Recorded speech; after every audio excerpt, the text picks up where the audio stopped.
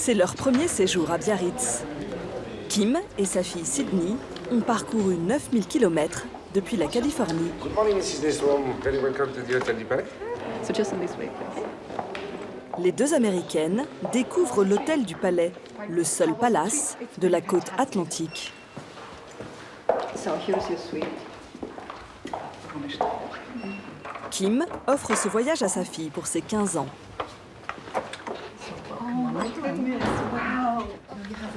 So if you want to go to the spa, we have just the access, the direct access. At the end of the corridor, you will see the... Kim a réservé cette suite à 1 500 € pour 2 nuits. Elle a choisi cet hôtel pour sa vue imprenable sur l'Atlantique. Waouh, on ne voudra plus jamais sortir de la chambre. En cadeau de bienvenue, le gâteau basque à la cerise, une des spécialités de la région, qu'elle goûte pour la première fois. Qu'est-ce que t'en penses? C'est trop bon. Kim a aussi choisi cet endroit pour sa dimension historique.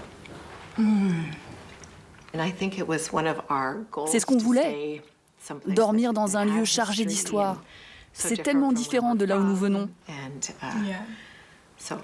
On sent la culture française dans la déco. C'est magnifique ici.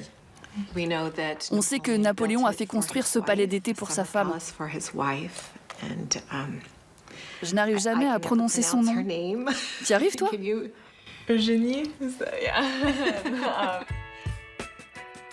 En 1854, Napoléon III fait construire ce palais pour l'impératrice Eugénie.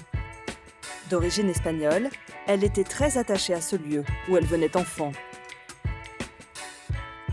Vu de haut, le bâtiment est en forme de E, en hommage à l'impératrice. Construit sur 18 hectares de dunes, l'hôtel du Palais était la résidence estivale du couple impérial. C'est ainsi que la station balnéaire, qui n'était qu'un petit port de pêche, est lancée. L'hôtel du Palais en devient la vitrine, avec notamment sa piscine californienne d'eau de mer chauffée à 28 degrés, et ses cabañas, les petites cabanes privées qui l'abordent et qui se louent 12 500 € la saison. Aujourd'hui, la population de 25 000 habitants quadruple en été. Les touristes viennent apprécier les 4 km de plage entre le phare et le rocher de la Vierge. Et surtout les vagues, qui font de Biarritz la capitale européenne du surf. 1 habitant sur 10 pratique ce sport de glisse. Dans la famille Crignoux-Larcher, le surf est même une religion depuis 3 générations.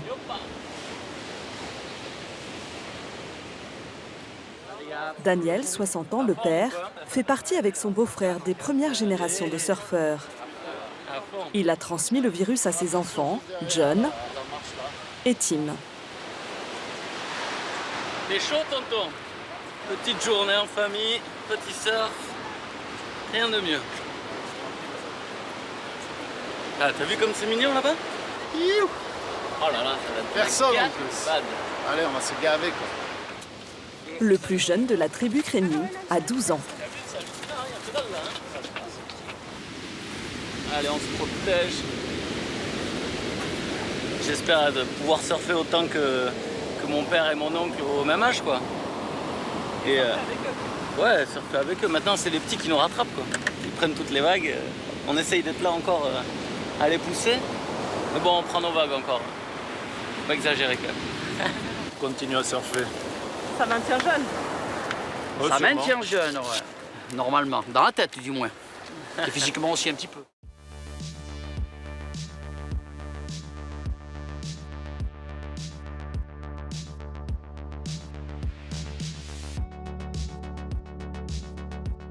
Réussir à dompter les vagues, cela peut sembler facile, mais il faut des années de pratique. Tim et John ont tous les deux obtenu des titres de champion de France et de champion d'Europe.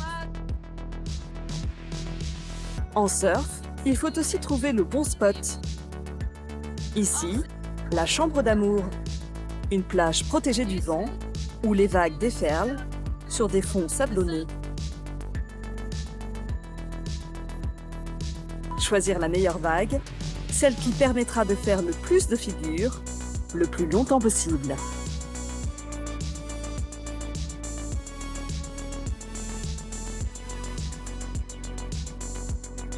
Tim est pratiquement né sur une planche.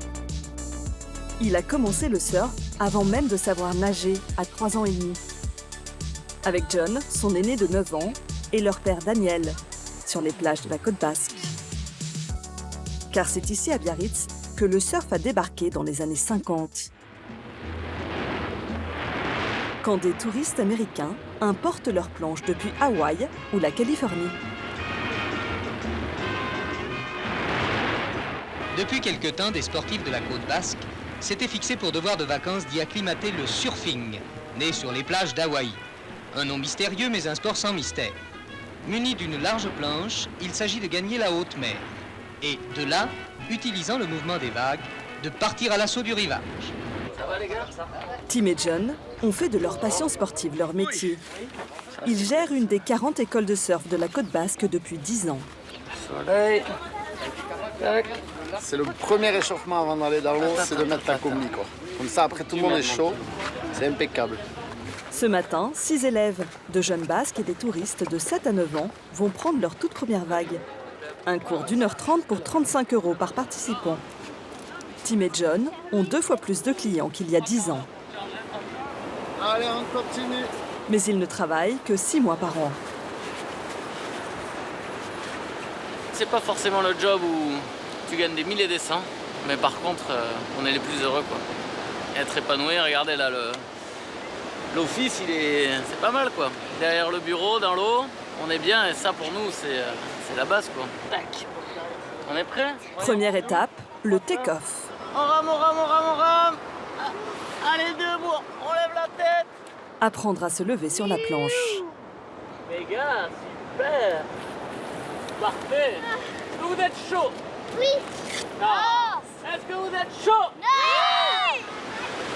Mais qu'il est plus fort? Et nous.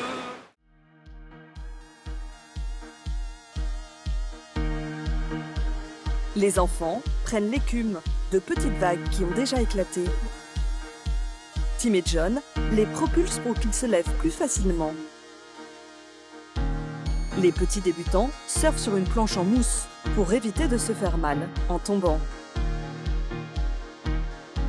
À la fin de la session, les premières sensations de glisse et de liberté sont déjà là.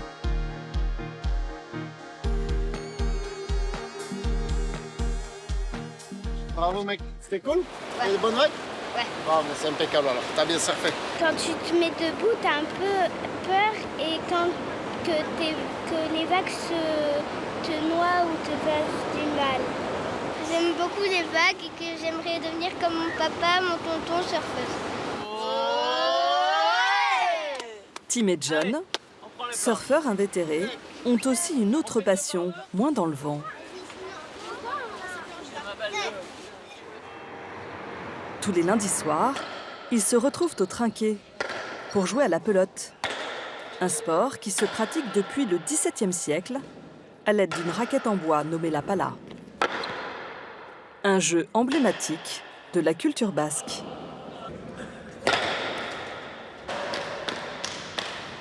Les gens d'ici, on a cette culture de pelote, quoi. Et tous les trinquets dans le coin sont pris tous les soirs. Il n'y a pas de place, on ne trouve pas de place. C'est vraiment un sport ludique, pratiqué par les gens d'ici. Ah, merci. Les matchs se terminent par une autre tradition. Belle partie les gars, belle partie les gars. Ancestrale elle aussi. Allez les gars, à la vôtre. Hein.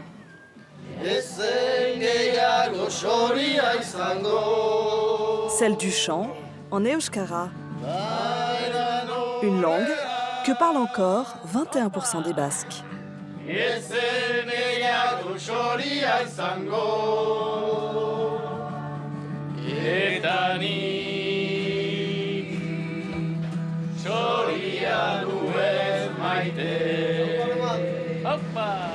La beauté du lieu, la forte identité, attire chaque année de plus en plus de touristes. La moitié sont étrangers et parmi les plus fortunés, certains choisissent l'hôtel du Palais. Très bien monsieur, je viens de chercher de suite votre linge. Merci, au revoir. Marie-Isabelle, aujourd'hui vous avez le rez-de-chaussée et le premier étage. Vous avez 26 chambres à faire. Un palace que Dominique, la gouvernante en chef, gère d'une main de fer. La fiche petit déjeuner, s'il vous plaît. Juste 301, 302 communicants, 319, 320 communicants aussi. Sous ses ordres, une quarantaine de femmes de chambre. Merci, Effie. À tout à l'heure. Au revoir. L'hôtel appartient à la mairie qui le gère en partenariat avec une société privée. Dominique règne sur la maison et ses 154 chambres depuis 25 ans. Aucun détail ne lui échappe. Vous avez ramassé quoi là? Il y a un petit bout de bois par terre, donc dès qu'il y a quelque chose qui traîne par terre, on le ramasse pour que ce soit toujours impeccable. Et là, je vais aller dans une chambre faire un petit check surprise, voir si les gouvernantes ont bien travaillé, ainsi que les femmes de chambre. Vous choisissez au hasard? Voilà, tout à fait, une chambre par-ci par-là, au fil de la journée, quand on passe. Voir par exemple sur la tête de lit s'il y a de la poussière. Non, c'est bon. Dans un palace, il faut que tout soit impeccable. Du sol au plafond, comme on dit. Alors ici, c'est bizarre, il n'y a qu'un coussin. Déjà, il est mis à l'envers. Il est abîmé, donc ça, je vais le sortir. Dès qu'elle détecte une usure ou un meuble endommagé, Dominique se rend aux ateliers. Ici, 7 personnes sont dédiées à la rénovation du patrimoine mobilier de l'hôtel. Voilà, il est usé en fait aux 4 coins. À refaire. C'est aussi ici qu'est élaborée la décoration spécifique de chaque chambre. Une dizaine d'entre elles est entièrement rénovée chaque année. Donc ici, on a la 145 qui était faite avec un peu de poisson sur les tissus, c'était original. Avec la chambre voisine qui peut être communicante, où là, vous voyez, c'est plutôt des dessins de coraux. Mais disons que c'est pas la même chose, mais ça se marie bien. Et ici, nous avons les ébénistes. Les ébénistes, eux, restaurent le mobilier. Comme Romain, 30 ans. Il s'est installé à Biarritz il y a 5 ans, par passion pour le style Second Empire. Tout le mobilier est d'époque. Romain travaille dans cet atelier hors du temps, sous le regard de l'empereur. Il utilise des techniques ancestrales. C'est une sécrétion de cochenille des Indes. En fait, c'est un papillon qui sécrète cette espèce de substance qui est une résine, qu'on dilue avec de l'alcool à 95 dans une certaine proportion, et qui nous donne donc notre vernis. Cette petite commode en marqueterie de bois de rose intégrera dans quelques jours la plus belle suite de l'hôtel. La suite royale Édouard VII de 150 mètres carrés. Un appartement avec vue imprenable sur l'océan. Elle se loue la bagatelle de 7 500 € la nuit. Plusieurs têtes couronnées y auraient dormi. Depuis 2011, l'Hôtel du Palais a obtenu la distinction Palace, qui récompense les plus prestigieux hôtels 5 étoiles. Ils ne sont que 24 en France et ils ont tous une table d'exception. Le chef Jean-Marie Gauthier s'est habitué au climat océanique de Biarritz, où selon le dicton, on peut trouver les 4 saisons dans la même journée. Ça va bien. On a un super temps. Dans le Pays Basque. Jean-Marie Gauthier, originaire de la vallée de la Loire, est arrivé en 1991, après avoir fait ses classes dans un palace de la Côte d'Azur. Il ne devait rester à l'Hôtel du Palais qu'1 an ou 2, mais 27 ans plus tard, il est toujours là. Je me souviens encore ce matin où je découvre cet établissement fabuleux, et où j'en suis devenu, on va dire, amoureux, quoi. Un peu comme l'histoire de Napoléon et d'Eugénie, qui est une véritable histoire d'amour. Et donc moi, c'est une histoire d'amour avec cet hôtel, quoi. Jean-Marie Gauthier est toujours à la recherche des meilleurs produits du terroir. Ce matin-là, dans la vallée des Aldudes, il se rend dans une exploitation de cochons, les Quintoa, des porcs basques bicolores de plus de 140 kilos élevés en plein air. Cette race était en voie de disparition.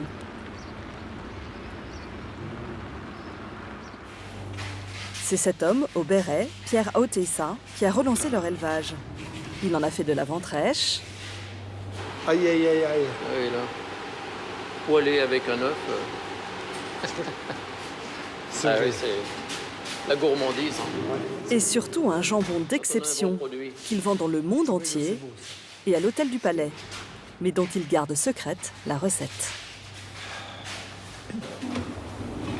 Alors ici, on a le saloir. C'est un petit coin, on se régale à regarder et à sentir.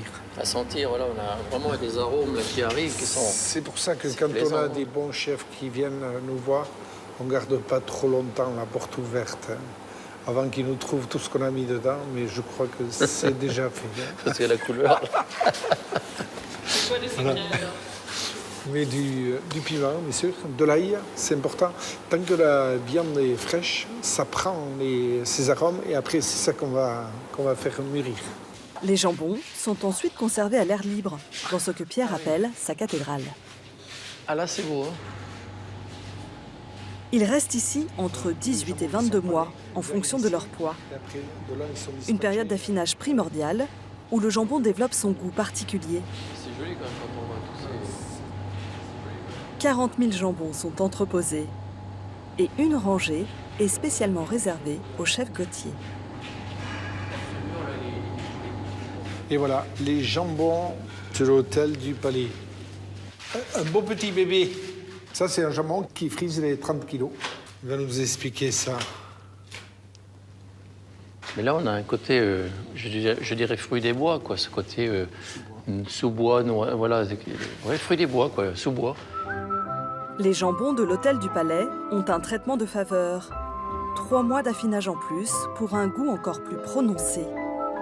Vendu 50 € le kilo, le chef en commande 5 par semaine, car c'est un produit phare, symbolique de la région pour les clients de l'Hôtel du Palais. Je réclame les 2 filets de merluchon. Pour suivre, il y a une seule meunière et une mignonnette de veau. Oui. Le chef Gauthier dirige une brigade de 40 personnes. Au menu du jour, un médaillon de truite du Pays Basque avec sa piperade au piment d'Espelette, rehaussée de copeaux de jambon Quintoa. C'est le jambon de ce matin. On est dans le rouge, on est dans le vert. On va voir, en fin de compte, la sauce qui vient autour est verte. On retrouve les couleurs du drapeau. Le blanc de l'assiette, le rouge et le vert, les couleurs du drapeau basque. C'est bon, on peut enlever. Le menu du marché est à 68 €. Il se déguste dans la Rotonde, réputée être une des plus belles salles à manger du monde, avec sa vue sur l'océan. Un palais figé dans le temps, au charme désuet, qui a valu pendant des décennies à Biarritz d'être surnommée la Belle Endormie. Une réputation qu'une famille de Stéphanois a décidé de mettre à mal en achetant cet hôtel-restaurant il y a 3 ans, sous l'impulsion de Josie, la maman, 68 ans. Moi, je suis l'œil de la maison. Voilà. C'est elle qui nous chaperonne un peu. Voilà, je suis l'œil. Elle a 40 ans d'expérience, donc... Depuis 1973, je suis patronne de bar. Gali, c'est une copine, on va bien la placer. Franck, le fils, passionné de musique, a transformé l'endroit en haut lieu de la fête. Damien, au milieu. Ce soir, il attend 1000 personnes. Bonjour. Franck travaille avec Sabine, sa sœur, et Benjamin, son beau-frère.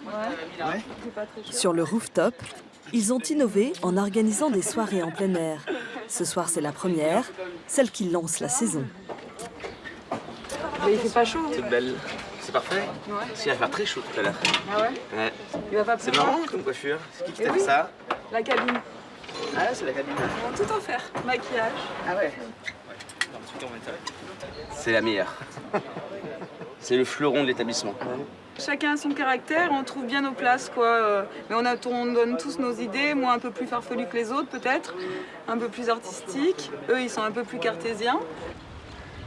Pour réveiller la côte basque, à l'affiche, des DJ renommés, comme Boston Bun, en transit entre Londres et la Corée. Le DJ français de 29 ans ne refuse jamais les invitations de Franck. Il a sa chambre à l'hôtel et aime l'ambiance authentique des nuits biarrottes. Quand je vais à Ibiza ou à Saint-Tropez, c'est pas du tout la même ambiance et c'est un truc différent, c'est familial. Ici, on rencontre Franck, on rencontre sa sœur, ses associés, on mange ensemble. C'est la raison pour laquelle je viens 4 jours en vacances, c'est que je fais pas un in and out comme je fais dans toutes les villes où j'arrive, je joue et je repars le lendemain ailleurs. Il est 22 h. Le rooftop est bondé. La météo, d'ordinaire capricieuse au Pays Basque, est au rendez-vous. Franck savoure. Ouais, et ben bouge pas, j'arrive, je vais chercher les gens que je fais rentrer et après je reviens. Bouge pas, j'arrive. J'ai l'impression que vous êtes comme un poisson dans l'eau. Oui, vraiment. C'est l'aquarium. Voilà. Ça fait des années qu'on rêvait d'avoir un endroit comme ça. On a beaucoup travaillé avec ma mère, mon frère. C'est une belle histoire de famille et on en est arrivé là. Et voilà, ça nous correspond. On donne de l'amour. Voilà. Boston Bun s'apprête à entrer sur scène.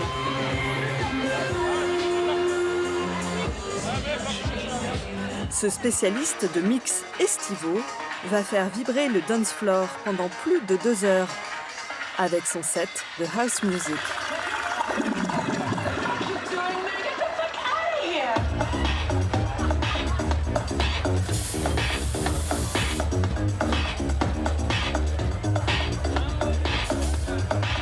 Grâce notamment à ces soirées, Biarritz a pris un coup de jeune et se surnomme désormais la Nouvelle-Californie.